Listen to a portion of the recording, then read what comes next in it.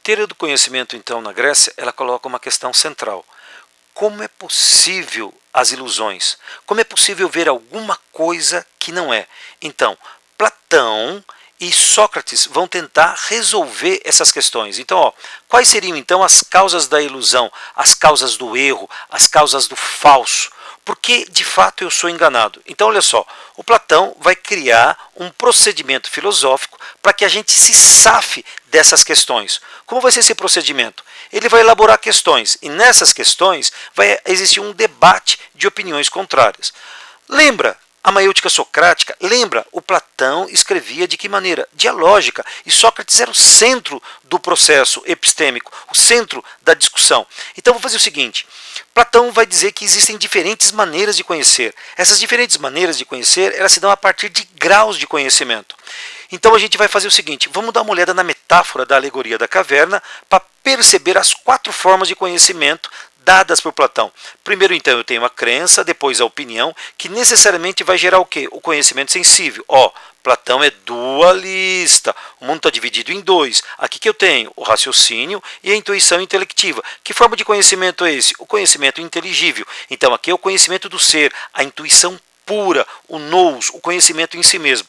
E vocês estão percebendo aqui de maneira alegórica o prisioneiro saindo da caverna. Então saindo da sombra, indo para onde? Para a luz, ok? Mas vamos ver o seguinte, essa maneira do diálogo platônico se coloca de que forma? Da dialética. Eu coloco teses contrárias. Então eu tenho aqui uma tese inicial, em cima dessa tese eu vou levantar questões de forma que eu vou tornar aquela questão evidente, plenamente visível. Então eu vou retirar tudo que é falso, tudo que é erro, engano, e vou chegar ao quê? A tese verdadeira. Isso só vai se dar pela intuição intelectual, que é o conhecimento puro em si das coisas.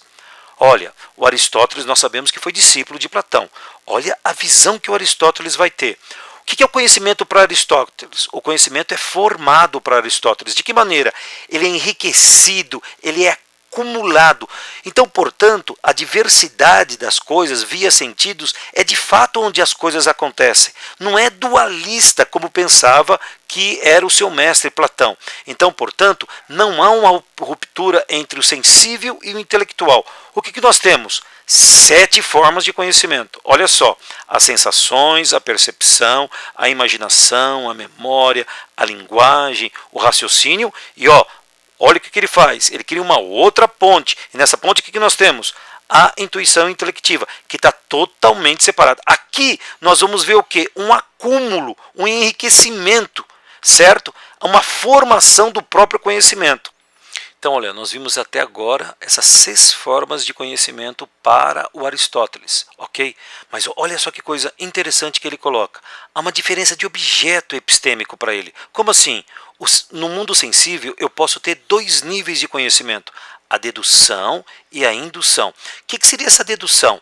A dedução, os fatos ou objetos particulares, eles são conhecidos por inclusão numa teoria maior. Como assim, professor? Olha, aqui eu vou te dar X, ok? Tá vendo que é um quadro enorme. Depois que eu te dou Y e depois que eu te dou A, então o A é conhecido por inclusão. Eu estou incluindo A, eu estou incluindo Y. Então, portanto, o que eu tenho? Uma dedução que vai o quê? Do geral, do todo, para a parte, ok? E a indução é o movimento contrário da dedução. Eu tenho um encadeamento de particulares para o geral. Portanto, eu chego o quê? À lei, à generalização. Para Aristóteles, nós temos 3 ramos de conhecimento. Olha só que coisa admirável. O teorético. O teorético é o contemplar e observar. Então, ele está ligado à natureza. Quando eu olho a natureza, quando eu observo, eu vou perceber que ela é o quê? Necessária. Portanto, é um conhecimento que não tem intervenção do ser humano de maneira direta. O prático está ligado às ações humanas. Eu me reconheço nessas ações. Que ações são essas? Ética, a política, a economia. E o terceiro grupo, que é o saber técnico, que é o saber fazer, que está ligado ao trabalho humano. O trabalho humano é criar instrumentos. Eu não vejo o ser humano naquele objeto que ele fez, eu vejo o ser humano nas suas ações. Portanto, essa seria a diferença entre as ações humanas e o trabalho humano propriamente dito. Vamos lembrar que a intuição intelectiva para Aristóteles, é um pensamento puro. Quando eu falo em pensamento puro, olha onde eu vou. Nos princípios da razão. Olha os princípios da razão. Identidade, não contradição, terceiro excluído. A é A, o que é e não pode deixar de ser ao mesmo tempo. Isso há necessariamente duas opções. Então, portanto, esses princípios, a intuição intelectiva, ela é universal, ela é necessária. Portanto, as primeiras causas. O ser,